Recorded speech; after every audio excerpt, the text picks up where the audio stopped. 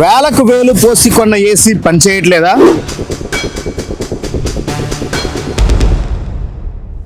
ఒక్కొక్కసారి ఏసీ అవుట్డోర్లో నుంచి పొగలు మంటలు కూడా వస్తున్నాయా?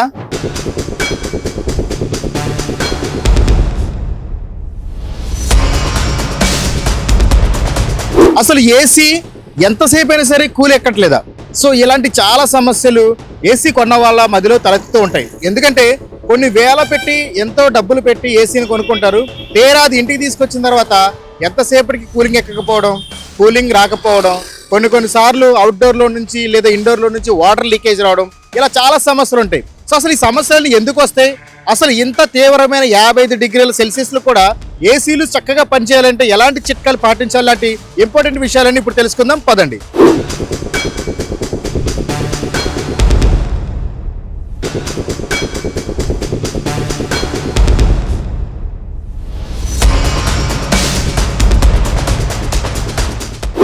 సో ఇలాంటి అన్ని ప్రశ్నలకి సమాధానం చెప్పడానికి కూల్ అండ్ కంఫర్ట్ నుంచి మనతో భీమేష్ టెక్నీషియన్ అయితే మనతో ఉన్నారు. సో ఆయన అడిగి మరిన్ని విషయాలు తెలుసుకుందాం. భీమేష్ గారు నమస్తే అండి. సో ఇక్కడ మా ప్రజలు అడుగుతున్న ప్రధాన క్వశ్చన్ ఏంటంటే, ఏసీ కొన్న ఒక సంవత్సరం లోపే, అంటే ఒక సీజన్ కొంటారు, రెండో సీజన్ వచ్చేసరికల్లా ఏసీ అసలు కూలింగ్ ఎక్కట్లేదు, సరిగ్గా పని చేయట్లేదు అంటారు. దానికల్లా ప్రధాన కారణం ఏంటి? మెయిన్గా మన బాడీలో అయితే ఎలాంటి ప్రాబ్లమ్స్ వస్తాయో దాంట్లో ఏసీలో కూడా మనం తీసుకున్న తర్వాత ఇన్స్టలేషన్ చేసిన తర్వాత దాంట్లో కూడా వాడకుంటే ప్రాబ్లమ్స్ వస్తాయి సార్. మాకు మ్యాక్సిమం అయితే మనం సీజన్లో ఏసీ అనేది రెగ్యులర్గా వాడుతూ ఉంటాం, లేదంటే అన్ సీజన్లో కట్టేసి ఆపేస్తూ ఉంటాం. కాబట్టి అప్పుడు మనకు లోపల వైరింగ్ ప్రాబ్లం రావచ్చు, కాయిల్ ప్రాబ్లం రావచ్చు, గ్యాస్ లీక్ వెళ్ళిపోయి ఉండొచ్చు, లేదంటే డస్ట్ బట్టి బ్లాక్ అయిపోయి ఉండొచ్చు. దానివల్ల మనకు కూలింగ్ అనేది తగ్గి ఏసీ వల్ల ప్రాబ్లం రావచ్చు. Okay done. అంటే ఇప్పుడు అది కాకుండా చాలా మంది వాళ్ళంతటా వాళ్ళే సర్వీస్ చేసుకుంటూ ఉంటారు. అంటే ఏంటి, బకెట్తో వాటర్ తీసుకొచ్చి అవుట్డోర్ కొట్టడం కానీ ఇలా చేస్తుంటారు. దానివల్ల ఏమైనా డ్యామేజ్ జరిగే అవకాశం ఉంటుందా పీసీపీ కాకుండా సొంతంగా చేసుకోవడం వల్ల? ఉంది సార్. దానివల్ల కాయిల్ కానీ మనకు పీసీపీ బోర్డు కానీ ఇలాంటి వైరింగ్ ప్రాబ్లం కానీ ఎలక్ట్రిక్ షార్ట్ సర్క్యూట్ జరిగే అవకాశం కూడా ఉండిద్ది. ఎందుకంటే ఒక టెక్నీషియన్ పరిధిలో చేస్తే మనకు ఆయన ట్రైనింగ్లో వెల్గా తెలిసి ఉంటాడు కాబట్టి ఆయన ఒక పర్ఫెక్ట్గా చేస్తాడు ప్రొఫెషనల్గా. మనం సెల్ఫ్గా చేసుకుంటే దానివల్ల ప్రాబ్లం జరిగితే టెక్నీషియన్ అనేది తర్వాత ప్రాబ్లం కస్టమర్ బాగా ఫేస్ చేయాల్సి ఉంటుంది. దానివల్ల ప్రాబ్లం వచ్చినప్పుడు టెక్నీషియన్ అంత ఈజీగా కంపెనీ వాళ్ళు వారంటీ గ్యారంటీ కానీ ఎలాంటివి ఇవ్వకుండా అవకాశం ఉంటుంది. అంటే సొంతంగా మనం ప్రయత్నించకుండా ఉంటే గ్యారంటీ వారంటీ అని వర్తిస్తాయి. ఎప్పుడైతే వాళ్ళు ఇండివిజువల్గా ఓన్ సెల్ఫ్ చేసుకుంటారో అప్పుడు ఆబ్వియస్గా వారంటీ అని కూడా ఎలాంటి వారంటీలు కానీ అవి వర్తించేవాళ్ళు. సో అదేవిధంగా ఇప్పుడు చాలా వరకు మనం ఇప్పుడున్న టెంపరేచర్ ఇంతకు ముందున్న లాస్ట్ ఇయర్ కంటే కూడా ఈ ఇయర్ టెంపరేచర్ చాలా ఎక్కువ పెరుగుతూ వస్తుంది. సో దాన్ని బట్ట లేదంటే ఏదైనా టెక్నికల్ ప్రాబ్లం వల్ల తెలియదు కానీ అవుట్డోర్లో మనం చూస్తున్న వీడియోలో కాలిపోతూ ఉన్నాయి ఆటోమేటిక్గా రన్నింగ్లో ఉండగానే. సో దానికి గల రీజన్ ఏమై ఉంటుందంటారు? మనకనేది సార్ ఇప్పుడు పోయిన సంవత్సరం కంటే ఈ సంవత్సరం ఎండలు బాగా హెవీగా ఉన్నాయి. దానివల్ల హీటు బాగా ఉండేసరికి మనకు కరెంటు కూడా లోడింగ్ ఎక్కువ పడేసరికి మనకు ఎక్కువ తక్కువ అయ్యేసరికి లోడింగ్ కరెంటు దానివల్ల అప్ అండ్ డౌన్ అవడం వల్ల మనకు సర్క్యూట్లు పోయి అవుట్డోర్లో ప్రాబ్లం వచ్చేస్తాయి. అవి కంప్రెసర్ కానీ లోపల ఉన్న బోర్డ్స్ కానీ మనకు కాలిపోవడం, షార్ట్ సర్క్యూట్ జరగడం లాంటివి జరుగుతుంది. సో మ్యాక్సిమం అసలు అవుట్డోర్లోంచి మంటలు రావడం గల ప్రధాన కారణం ఏమేమి? గ్యాస్ ప్రాబ్లం ఉండేది సార్. ఎక్కడైనా గ్యాస్ రిలీజ్ అయితే దానివల్ల ఎలక్ట్రిక్ షార్ట్ సర్క్యూట్ జరిగి ప్రాబ్లం ఫైర్ వస్తాయి. అలాంటప్పుడు వెంటనే ఎలాంటి చర్యలు తీసుకోవాలి? మనం దాదాపుగా ఇండోర్ నుంచి మన కనెక్షన్ ఆపేసుకోవాలి, లేదంటే మన దగ్గర ఫైర్ సేఫ్టీ ఉంటాయి కదా సార్, దాంతో మంటలు ఆపేసుకోవాలి. డైరెక్ట్ మాత్రం టచ్ చేయకూడదు, ఎలక్ట్రిక్ ఉండేది కాబట్టి ప్రాబ్లమ్స్ అవుతాయి.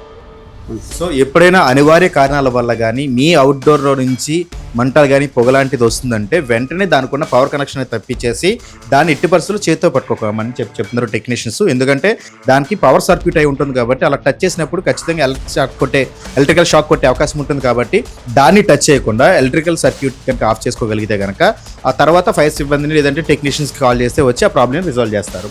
సార్ అదేవిధంగా ఇంకొంతమంది కస్టమర్లు అడుగుతుంది ఏంటంటే, ఒక్కొక్క టెక్నీషియన్ ఒక్కొక్క ప్రైస్ తీసుకుంటున్నారు అని చెప్పేసి అడుగుతున్నారు. అంటే ఒక టెక్నీషియన్ తక్కువ ప్రైస్, ఒక టెక్నీషియన్ ఎక్కువ ప్రైస్ తీసుకుంటున్నారు. దానికి గల ప్రధాన కారణం ఏంటి? సార్ మనం వచ్చేసి ఇప్పుడు ప్రొఫెషనల్గా ఒక కంపెనీ తరఫున ట్రైనింగ్ అయ్యి 1 year 2 years ఎక్స్పీరియన్స్తో వర్క్ చేస్తాం సార్. బయట టెక్నీషియన్ ఏంటంటే నార్మల్గా ఒక 3 నెలలు 6 నెలలు బయట ఎక్కడో వర్క్ చేసి వాళ్ళు అనేది నాకు వర్క్ మొత్తం వచ్చేసింది నేను చేయగలుగుతానని చెప్పి తక్కువ రేట్లో అయినా సరే వాళ్ళు వర్క్ చేస్తూ ఉంటారు. అలాంటప్పుడు కస్టమర్ వాళ్ళకి కంప్లైంట్ అప్పచెప్పిన తర్వాత వాళ్ళు ప్రాబ్లం క్లియర్ చేయడానికి వెళ్ళినప్పుడు అక్కడ ప్రాబ్లం క్లియర్ చేస్తారు సార్. అది మళ్ళీ సేమ్ ప్రాబ్లం మనకు 2-3 రోజులు లేదా వారం అప్పుడు సాల్వ్ అయినట్టు ఉంటుంది, కానీ కంప్లీట్ గా సాల్వ్ కాదు. మళ్ళీ 1 month నెక్స్ట్ టైం మళ్ళీ కస్టమర్ ఫోన్ చేసేసరికి వాళ్ళు టెక్నీషియన్లు అనేది బయట టెక్నీషియన్లు ఫోన్ లిఫ్ట్ చేయరు, లేకుంటే ఏదో రీజన్ చెప్తారు, మేము ఇక్కడ ఉన్నాం అక్కడ ఉన్నాం అని చెప్పి తప్పించుకుంటారు. అదే సార్ మనకైతే మన ఒక కంపెనీ నుండి ట్రైనింగ్ అయి ప్రొఫెషనల్ వర్కర్స్ కాబట్టి మనము కంపల్సరీ ఫోన్ లిఫ్ట్ చేస్తాం. మనం లిఫ్ట్ చేయకపోయినా మన కంపెనీకి కంప్లీట్ చేయొచ్చు సార్ కస్టమర్ అనేది. దానివల్ల మనం కాకుండా మన వల్ల ప్రాబ్లమ్ సాల్వ్ కాకుండా మన దగ్గర ఇంకా ఎంప్లాయీస్ చాలామంది ఉంటారు కాబట్టి మనం కాకుంటే ఇంకో ఎంప్లాయీకి అయినా చెప్పి కంపెనీ అనేది ఆ ప్రాబ్లంకి మనకు కస్టమర్ దగ్గరికి పంపిస్తారు సార్. దానివల్ల ఒకరు కాకుంటే ఒకరైనా సరే మనము క్లియర్ చేసి ప్రాబ్లమ్ కస్టమర్కి హ్యాపీనెస్ ఇచ్చేసి వచ్చేస్తాం సార్. సో ఇక్కడ టెక్నీషియన్ చెప్తున్న మాట ఏంటంటే, ఒక కంపెనీ నుంచి ఒక రిప్రజెంటేటివ్ పర్సన్గా నేను వచ్చి చేస్తాను అంటే నా తర్వాత నేను లేకపోయినా సరే కంపెనీ వేరే పర్సన్ పంపిస్తుంది తప్ప కస్టమర్ దగ్గర ప్రాబ్లం అయితే సాల్వ్ చేస్తుంది. అదే మీకు తెలిసిన టెక్నీషియన్ని లేదా ఇళ్ళ పక్కన ఉన్న వాళ్ళ టెక్నీషియన్ పిలవడం వల్ల అతను స్కిప్ చేస్తే మీ దగ్గర వేరే ఆప్షన్ ఉండదు అని చెప్పి టెక్నీషియన్ చెప్తున్నారు. సో అదే విధంగా అసలు గ్యాస్ ఎక్కించేటప్పుడు చాలా జాగ్రత్తగా ఎక్కించాలి అని అంటారు. అది కనుక చిన్న పొరపాటు జరిగిన సరే ప్రమాదం జరిగే అవకాశం ఉంటుంది అంటారు. సో అది ఎట్లాగా ఏంటి అది ఒకసారి చెప్తారా? గ్యాస్ అనేది సార్ మనకు ఒక ప్రెషర్ గేజ్ ద్వారా మనం దాని యొక్క ప్రెషర్ తెలుసుకొని ఫస్ట్ అది ఏ గ్యాసు దేనికోసం వాడుతున్నాం, ఆ కంప్రెసర్లో ఏ గ్యాస్ ఉంది దాన్ని చూసుకొని దాని యొక్క టెంపరేచరు దాని యొక్క ప్రెషర్ చూసుకొని మనం ఛార్జ్ చేయాలి సార్. దాంట్లో ఎంత పట్టిద్ది మన కంప్రెసర్లో దాన్ని చూసుకున్న తర్వాతే మనం ఛార్జింగ్ చేస్తుంది సార్. దానివల్ల ఏదన్నా ఎక్కువైనా ఏమన్నా తక్కువైనా మనకు ప్రాబ్లం మనం సాల్వ్ చేసుకోగలుగుతాం. లేకుండా వేరే టెక్నీషియన్ బయట నుంచి వచ్చిన వాళ్ళు అయితే వాళ్ళకు అవన్నీ ఏం తెలియదు సార్. డైరెక్ట్ గ్యాస్ ఛార్జ్ చేయాలంటే డైరెక్ట్ చేసి వెళ్ళిపోతారు. అది ఎక్కువైందా తక్కువైందా అన్నది వాళ్ళు అంతగానం చెక్ చేయరు. దానివల్ల ఎప్పుడైనా ఫ్యూచర్లో ప్రాబ్లమ్స్ రావచ్చు, కంప్రెసర్ పోవచ్చు, లేదంటే బ్లాస్ట్ అవ్వచ్చు, ఏదో ప్రాబ్లం వస్తుంది సార్. చాలా వరకు ఏసీలో నుంచి ఇండోర్లోంచి వాటర్ కారే సమస్య కూడా ఎక్కువగా చూస్తూ ఉంటాం కదా, దానికి కారణం ఏమి ఉంటుంది? దాన్ని ఎట్లా వాళ్ళు అంటే టెక్నీషియన్ వచ్చేలోపు దాన్ని కంట్రోల్ చేయడానికి ఏమన్నా ఆప్షన్ ఉంటుందా? ఆప్షన్ అంటే అది ఏం ఆప్షన్ ఉండదు సార్. మనం లోపల ఇండోర్ కాయిల్ లోపల మనకు డ్రైన్ ఛాంబర్ అని ఒకటి ఉంటుంది. దాని నుంచి బయటికి వెళ్ళిపోవడానికి డ్రైన్ పైప్ ఒకటి ఉంది సార్.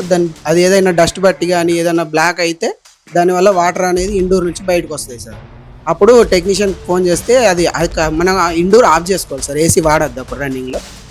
టెక్నీషియన్ ఫోన్ చేసి లేదా కంపెనీకి కంప్లైంట్ చేస్తే టెక్నీషియన్ వచ్చి దాన్ని క్లియర్ చేస్తారు సార్. సో అదేవిధంగా చాలామంది ఏసీ కొన్న తర్వాత మేము అంటే షోరూంలో చెప్పేటప్పుడు మాత్రం వాళ్ళకి మీకు 10 నిమిషాల్లో కూలింగ్ ఎక్కేస్తుంది, లేదంటే 5 నిమిషాల్లో కూలింగ్ ఎక్కేస్తుంది అని చెప్తారు. కానీ వాళ్ళ ఇంటికి వెళ్ళాక కూలింగ్ టెంపరేచర్ అరగంట అయినా పావు గంట అయినా ఎక్కట్లేదు అని అన్నారంటే ఏంటి కారణం ఏముంటుందంటారు? సార్ మనకనేది కూలింగ్ అనేది అంత తొందరగా వస్తుందని చాలామంది కస్టమర్లు అడుగుతూ ఉంటారు సార్. మనకు ప్రాబ్లం అయితే దానివల్ల ఏంటంటే వాళ్ళు ఏసీ కొనుక్కునేటప్పుడు కంపెనీలో చెప్పే రూమ్ సైజ్ ఒకటి ఉండిద్ది, మనకు అక్కడ వెళ్ళిన తర్వాత ప్రజెంట్గా ప్రాక్టికల్గా చూసే రూమ్ సైజ్ ఒకటి ఉంటుంది సార్. రూమ్ సైజ్ అనేది కొంచెం హెవీగా ఉంటే మనకు కూలింగ్ అనేది తక్కువ వస్తుంది సార్. అది రూమ్ సైజ్ పెద్దగా ఉంటే మనం దానికి కరెక్ట్ సైజ్ మెజర్మెంట్ ఇస్తే కంపెనీ ఏసీ కొనుక్కునేటప్పుడు దాన్ని బట్టి మనకు 1.6 1.3 ఆ రూమ్ సైజుని బట్టి వాళ్ళు కంపెనీకి మనకి ఏసీ చెప్తారు సార్. దాన్ని బట్టి మనం తీసుకోవాల్సి ఉంటుంది. అలా కాదని చెప్పి మనకు తక్కువలో వస్తుందని చెప్పి చిన్న సైజ్ ఏసీ తీసుకొని పెద్ద రూమ్లో పెట్టుకుంటే మన దగ్గర ఉండే ఐటమ్స్ కానీ మంది కానీ మన విండోస్ కానీ ఇవన్నీ ఓపెన్గా ఉంటాయి. దానివల్ల మనకు కూలింగ్ టెంపరేచర్ ఏర్పడదు సార్ రూమ్లో. అది మేజర్ ప్రాబ్లం. మనకు సీలింగ్ అనేది కొంతమంది ఇళ్లలో డైరెక్ట్ సీలింగ్ లేకుండా స్లాబ్ ఏరియా ఉంటుంది సార్. దానివల్ల డైరెక్ట్ సన్లైట్ పడి వేడి ఉంటుంది కాబట్టి దాని ద్వారా హెవీ వేడి వచ్చేసరికి మనకు రూమ్లో టెంపరేచర్ అంతే పైకి వెళ్ళిపోద్ది, మనకు అంతే ఏర్పడదు. అది వేడి ఉండేసరికి అది మన కూలింగ్ తగ్గి మనకు ఏర్పడదు సార్ రూమ్ లోపల. దానివల్ల సీలింగ్ పెట్టించుకున్న వాళ్ళకైతే ఈజీగా ఉండేది కాబట్టి కూలింగ్ చాలా ఏర్పడుద్ది. మనకు స్లాబ్ డైరెక్ట్ ఉండే వాళ్ళకి అంత కూలింగ్ ఏమి ఏర్పడదు సార్. సో అదేవిధంగా మీరు టెక్నీషియన్స్గా అంటే యాజ్ ఎ టెక్నీషియన్గా వెళ్ళిన తర్వాత మీరు కస్టమర్కి ఎలా ఏసీని ఆపరేట్ చేయాలంటే మీరు చెప్తారా, ఎక్స్ప్లెయిన్ చేస్తారా? చేస్తాం సార్. ఫస్ట్ ఆఫ్ ఆల్ మనం ఇన్స్టలేషన్ చేసిన తర్వాత రిమోట్ సిస్టమ్ మొత్తం వాళ్ళకి ఇది మోడు, ఇది ఫ్యాను, ఇది అన్నీ చెప్పి కూలింగ్ టెంపరేచర్ ఇంత పెట్టుకోవాలి, ఇంత వాడుకోవాలి అని చెప్పి మనం క్లియర్ ఎక్స్ప్లెయిన్ చేస్తాం sir. So thank you so much Bheemesh గారు. సో వ్యూవర్స్ చూశారు కదా, ఏసీ కొనేటప్పుడు ఖచ్చితంగా రూమ్ యొక్క విస్తీర్ణను బట్టి ఏసీని సెలెక్ట్ చేసుకోవాలని చెప్పారు. సో అదేవిధంగా అవుట్డోర్లో ఎలాంటి పొగ లాంటి వేడి మంటలు లాంటివి వస్తున్నాయి అంటే ఖచ్చితంగా దానికి ఉన్న పవర్ సర్క్యూట్ని ఆఫ్ చేసి నీళ్లు లాంటివి పోయకుండా ఇమీడియట్గా దగ్గర ఉన్న టెక్నీషియన్ పిలిపించి చూపించుకోవాలని చెప్తున్నారు. అదేవిధంగా వాటర్ లీకేజ్ అప్పుడు కానీ గ్యాస్ ఎక్కించేటప్పుడు కానీ ఒక ప్రొఫెషనల్ ఎక్స్పర్ట్ అయినటువంటి టెక్నీషియన్ ద్వారా మాత్రమే ఆ సర్వీస్ అనేది చేయించుకుంటే మీ ఏసీ కాల పరిమితి పెరుగుతుంది, ఏసీ యొక్క టెంపరేచర్ కూడా ఎక్కువ రోజులు మన్నిక వస్తుంది. సో అదేవిధంగా ఇంకొకటి ఏంటంటే చాలామంది స్లాబ్ ఉన్న ఇళ్ళకి సీలింగ్స్ ఉండవు, విండోస్, ఐరన్ లాంటి వస్తువులు ఉన్నప్పుడు ఏంటంటే వాటిని కవర్ చేసుకుంటే రూమ్ టెంపరేచర్ కూడా బాగా వస్తుందని చెప్తున్నారు. సో ఇలాంటి చిన్న చిన్న చిట్కాలు పాటిస్తే చాలు, దీనివల్ల మీ పవర్ బిల్ కూడా కరెక్ట్గా సేవ్ అవుతుంది, ఏసీ వినియోగాన్ని మీరు చక్కగా ఆనందించవచ్చు. Thank you.